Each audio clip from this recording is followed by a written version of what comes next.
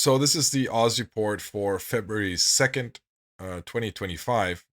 And let's start today, as always, with Plex and Plex adjacent items, because Plex is down almost 2%. And the reason for that is because as I explained on stream at length earlier, we have the big 50% off Omega and MCT deal expire on the New Eden store. That was the big sale that made a difference between skill farming being profitable versus being not profitable. So without the sale, just going by the 12-month Plex package, skill farming 1 billion a month loss.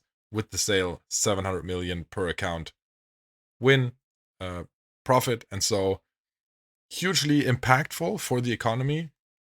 Made the Plex price spike last week. This week we're slightly down, but still at a very high level. It's just it is what it is, right? If you look at the in-game browser here and we look at Plex pricing, you can see the journey that Plex has taken this year. If the graph ever comes up on this Australian ping, you can see that we've gone from sub 5 million to comfortably over 6 million this year. And so overall, this is still very, very high pricing. You can see today's cheapest sell price in JITA is 6.1. So it's come down a little bit, but still over 6 million. Large skill injectors, on the other hand, we saw them come down significantly last week. They've recovered a little bit, but this is because skill farms, as explained last week, needed liquidity to take advantage of the sale. So they are recovering a little bit. And in the long run, having the sale exist, the New Eden store, 50% off Omega, off New Eden, off MCTs, having that exist means that you have to consider skill farming to be profitable for at least those people taking it very seriously and those people having a lot of liquidity to take advantage of that sale. And so in the long run, this is going to hamper the upper price level of the large skill injectors. I think, that the level that we have been seeing here at, just below 900 million is probably a good level for skill injectors in this environment. I think they're not going to drop back down to, the 830 levels, but still, it's with the sale now, I think the upper boundary of large skill injector pricing has been set, because there's not going to be, I don't think we're going to go back to anywhere to, way above 900 million. I don't think so. Skill extractors, on the other hand, are a different beast. I expect them to rise in price. We still haven't come back to equilibrium pricing if you measure it in Plex. This is still lingering inventory from the last large skill extractor sales, and skill farming being more profitable going forward also means that we're going to have a higher demand for skill extractors. So I am very bullish on those. I'm keeping all the skill extractors that I have right now and not selling. And I think, below 550, I wouldn't think about selling them right now. All right, let's move to the rest of the Oz report. Let's look at what's trending up this week.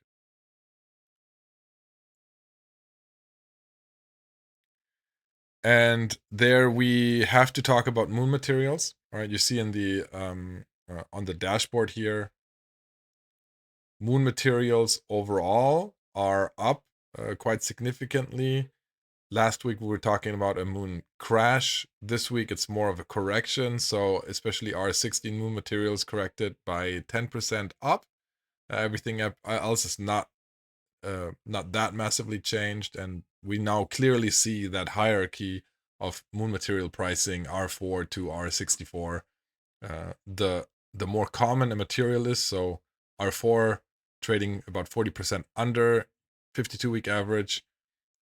So the more common it is, the cheaper it is because of Metanox moon mining, and R64s are 40% above yearly average, getting a lot more expensive, and even this week going up significantly in price again. So lots of volatility in moon material pricing, which means that yes, you can make a buck trading, you can make a buck speculating.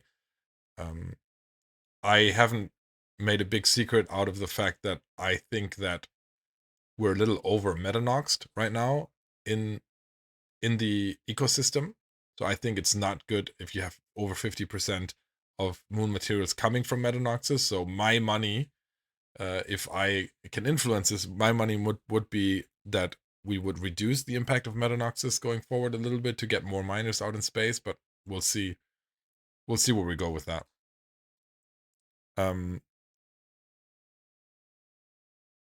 What else is trending up? We see a lot of Deadspace modules here, so very, very, very significant. I think two issues there. One is an overall availability of ISK. So we have more ISK available in the system. We clearly see that in the monthly economic report.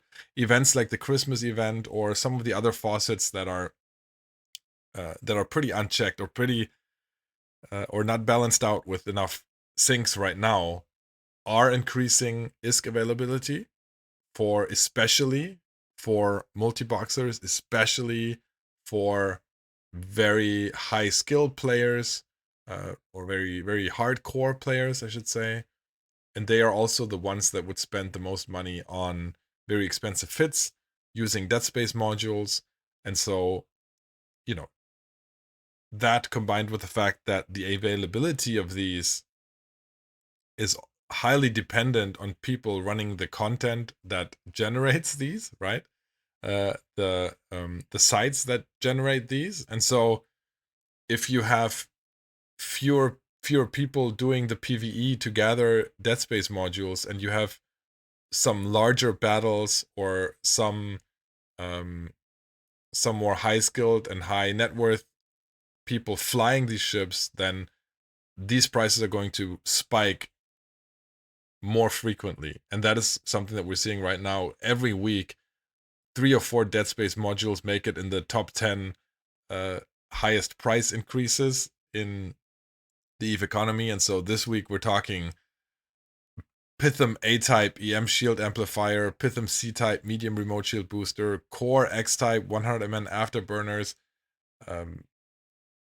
You can find them again here on the largest supply drops as well. 60% bought out, 60% bought out of these items. There aren't that many in the system, and if somebody outfits, for example, 10 ships because they want to 10 box something in some expensive content, or you have an entire fleet or an alliance doctrine that is using some of these Deadspace modules, then those markets get bought out really quickly, and that's what makes these items such great trade items. If you look at some of them, if you can catch some of them that are trading below 52-week average and wait for them to spike, especially look at more than 1 year history, look at what has spiked in the past, even if you don't fully understand which ones spike when or for what reason. Ship balance changes and doctrine changes always mean that there's a chance that some of these will come back. And if you focus on those that are already trading in higher volume, then these can be fantastic speculative items. Some of my probably top 3 my favorite trading categories, Deadspace modules, just because they are so valuable. If you look at the dashboard, you can see in the module section right here, you can see which of these module types has the highest daily ISK traded value. You can see that all tier 2 modules together trade about 400 billion a day in the Forge. If you look at all Deadspace modules together, you're talking 563 billion. So $500 billion a day in Deadspace modules exchange hands, which is, massive and a massive impact on the economy. And these are just, very, very interesting to keep an eye on. Probably as much as all of the faction modules combined. Returning to our dashboard here, if we look at see what's trending down. This is another interesting module thing. So we're seeing the dreadnought modules here. 25,000 millimeter steel plates, dual gigapulse laser. These are capital chip modules, and that's the impact that you are seeing from large dread balls that we have been seeing in the last few weeks. When they happen, when people need to quickly fit a lot of these, then even these larger alliances and corporations will go to JITA to at least supplement their supply. And they spiked a lot last week, and now they're coming down just as quickly, because it's not like there's a general lack of supply in these modules. They're not difficult to create.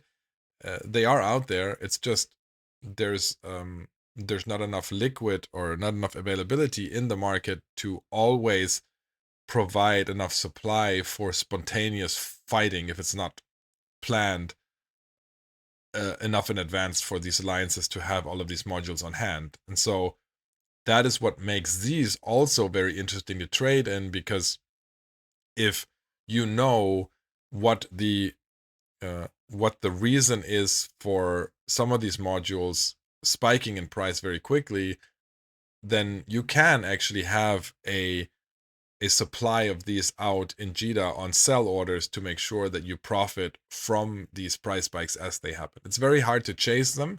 You have to kind of anticipate them. The other thing, we are seeing some agency boosters here. So agency hardshell dose 4 and Pyrolantia dose 3 going down 10 to 15%. I want to have a look at these in the actual game client.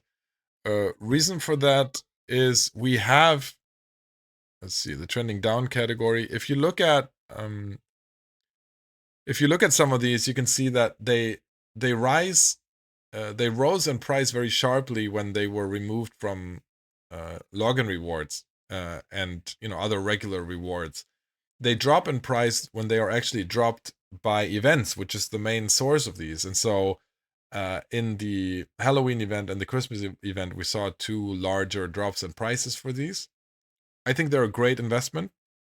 I think right now, especially if you look at the 2 of these that are very, very popular in terms of daily trade volume, but have trended down recently. So, Hardshell dose 4 and Pyrolantia, Pyrolantia dose 3. That's how long it takes to load in Australia. Think about stocking up on these, because also very popular, very useful. Supply limited and seasonal makes them a very good trade item. So have a look at that as well. Other than that, we did have a Technetium spike. I forgot to mention that.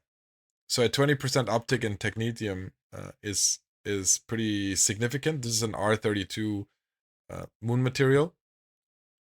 Right there. The impact that that has, I mean, Technetium is used in Fullerites and nanotransistors, which are just very, very popular. The Fullerites for T2 ammo and nanotransistors for T2 ships and modules. Overall,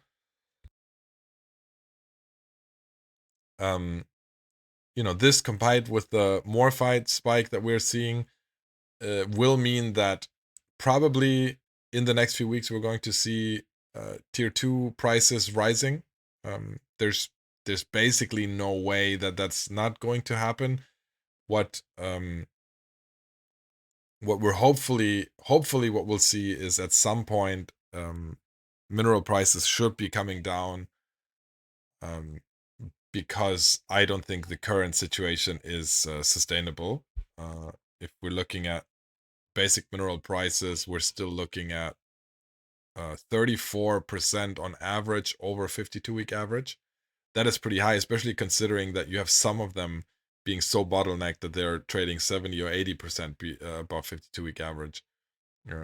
Just having cheaper isogen is not enough anymore to pull those prices down. So we are going to see price rises across the board. Not anything crazy. This is more like 5 to 10% on tier 2 items, because you still do have some moon materials, as discussed earlier, that are trading below or significantly below 52-week average to balance out that pricing.